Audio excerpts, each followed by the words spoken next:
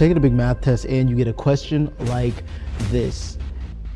They give us a scatter plot and are asking us to find which growth factor in the previous table is most similar to the growth factor present in the scatter plot.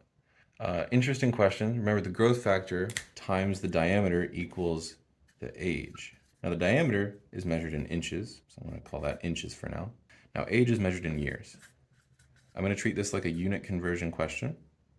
And I'm going to say G, the units, must be years per inch. The reason I say that is that if I multiply this times this and I treat the units like they're variables that can cancel, inches on top, inches on bottom, means those go away. And I have years equal years. This means that my units of the growth factor, G, must be years per inch.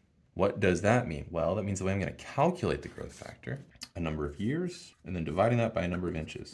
Now, the thing is, it's going to be how many years it took to grow a certain number of inches.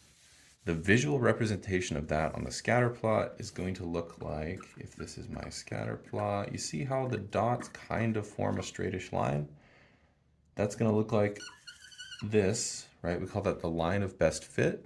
If I were to calculate the slope of this line, which is going to be rise over run, rise being the years, because that's what this represents, is years, and run being the inches, because that's what this represents, is the inches.